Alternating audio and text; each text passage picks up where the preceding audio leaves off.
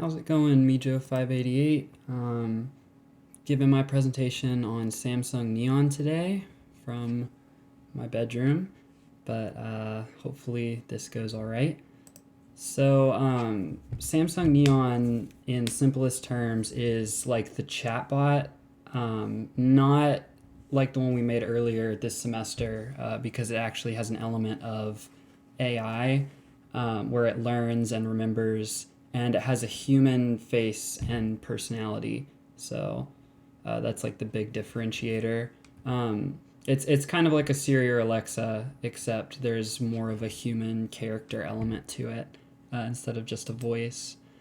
So it's supposed to mimic human appearance and emotions, and it has its own personality, or it's supposed to, and basically it learns from the conversations that it has, with people, and it can remember and adopt words or change because of that, kind of like we do. So like some of the uses for neons hypothetically would be jobs that we as humans have. It's like a receptionist or a concierge, or a TV anchor, for example. But the example that the article I read gave is a yoga teacher. And that way, instead of just like a voice saying, do this stretch or pose, it would be able to, like act it out, and you could follow them or follow the neon. So the thing that I think is really different about the neon from a lot of other AI endeavors that we've made in the past is that they aren't programmed to just be nice all the time. So it's kind of, I feel like this is where it can get kind of spooky, because basically if you're mean, you might upset it or make it angry at you, which is like something out of a movie. I think it's kind of crazy. But you can't customize your own neon, so it's not like an Animoji or something where everyone like gets their own and you deck it out and try to make it look like you. So they're supposed to be more like individuals. Like, each neon has its own appearance, its own name, and this ties into how the actual business is going to work, which is that you will rent out individual neons for your business or whatever. So it's like, oh yeah, I would get, Deborah who looks like this, or Jack who looks like this, and that neon is going to be my company's receptionist or whatever, which is kind of crazy, and that is like really different from Alexa or Siri or some of this other stuff that has become kind of commonplace now. So another thing that I'm sure would concern a lot of people is privacy. There's all of the language processing that occurs in a neon is supposed to be kept on device and private and not being shared, or at least that's the claim. But also, when you like give up a neon or stop interacting with it, it is wiped, and it, like, if you went back up to interact with the same one, it would be like starting over. So it's not quite the same as like having an artificial human, and then you turn it on, and then it's always going to be growing and learning. Like, it has the resets. And then some miscellaneous info.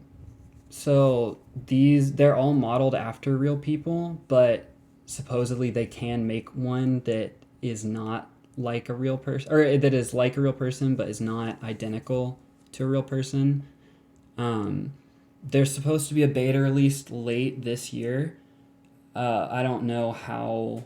It didn't say like how widespread or advanced the beta is going to be, but there's supposed to be something available to the public by the end of this year. And I think I kind of already said this, but it's not supposed to be competition or a replacement for smart assistants like Alexa, Siri, Cortana. It's really like a whole nother ballpark, I think.